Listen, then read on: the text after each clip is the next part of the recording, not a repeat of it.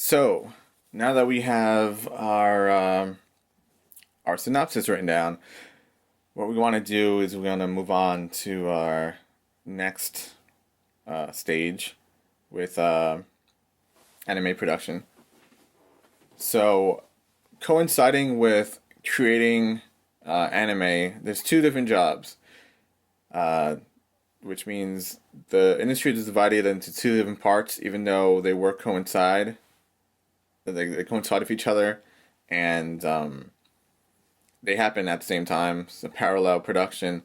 So there's the production part, which is the writing, the storyboard, the layout, the animation, key animation in between in color, music, voiceover, dubbing, editing, all that. It's happening at one point, and parallel to that, there's called a production assistance.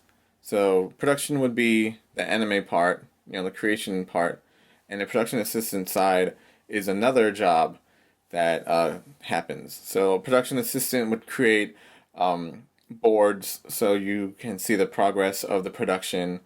Um, they'll call people. They'll get key animation from animators who work at home, or they'll keep everything on schedule. They are sometimes in charge of financing, um, making sure that all the numbers are in place and there's nothing being spent that shouldn't be being spent. Sometimes they drive people around. They they are there at meetings when they're having production meetings and when they're having business meetings, which you know is a thing that you still need to deal with. You're still dealing with money. You're still dealing with numbers when you're in the anime industry. You're not just creating art.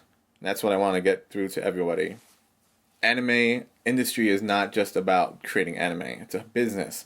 They have huge conventions over in Japan every year for business of animation itself.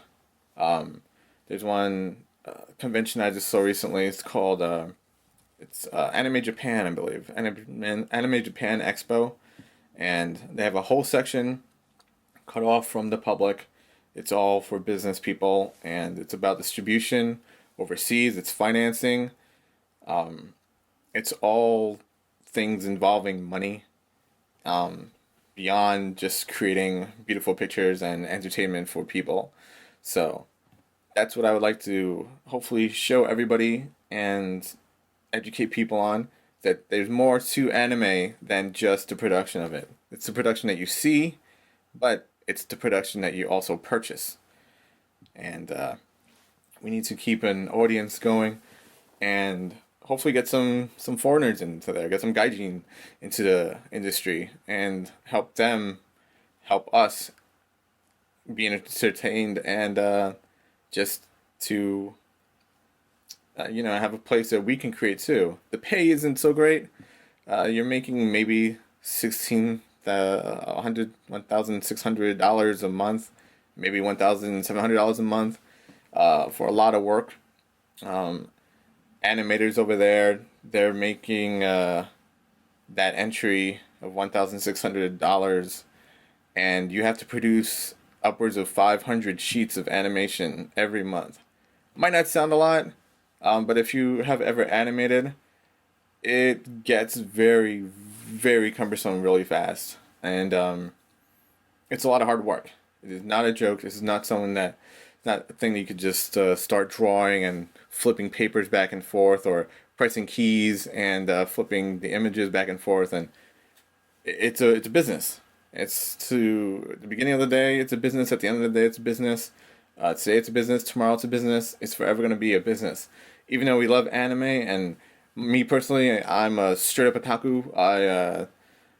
The name might be insulting in Japan, the description, sorry, of otaku, but in America, I think it's a little more accepted. So I'm not afraid to say that I am a gaijin and an otaku, because I am a foreigner if I'm in Japan, and I am a fanatic. So yeah, just thank you for the lesson today. Sorry if I speak really fast. I'm very hyper at times, so I just want you to enjoy yourself. be cool, have fun with it. Right now we're dealing with production and writing. It's not that, it's a little mind trip if you're not used to writing, but you can do it. And just get that story down. Just a synopsis. You don't need to start writing scripts yet, but in due time, there will be some script writing, and then from there we can move on to other productions. And between each lesson, I will talk about um, the parallel, like I was saying, of the production assistant. Even though it's hard to describe and to show, but it's still another job in the anime industry. And that's what I would like to talk about and teach you all about. The anime industry, not just the production of anime. Thank you, and hope to see you soon.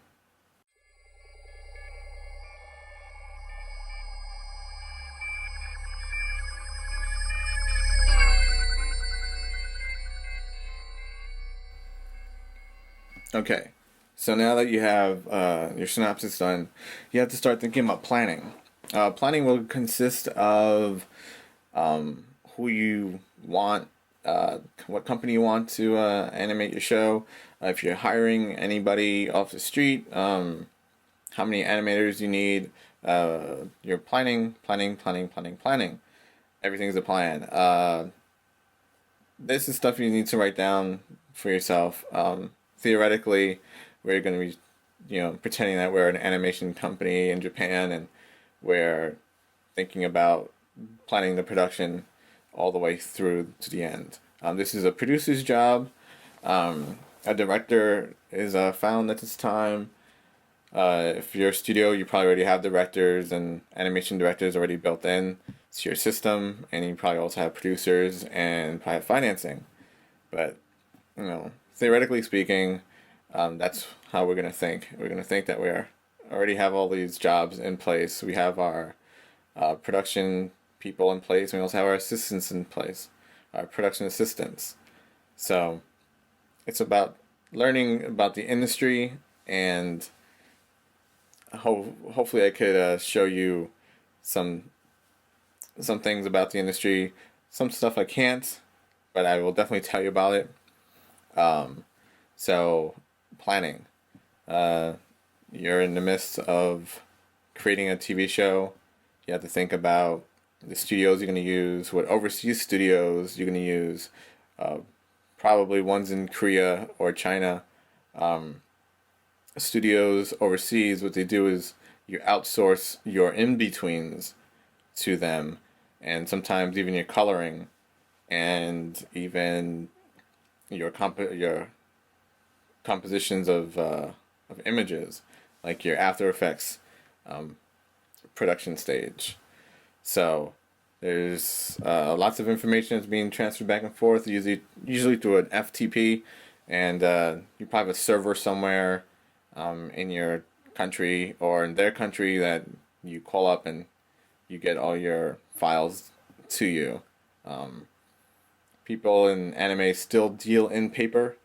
There's cut folders, which are folders that list what's done in the cut. A cut meaning a scene, and those are delivered to key animators, and then to the cleanup and in-betweens and the color departments.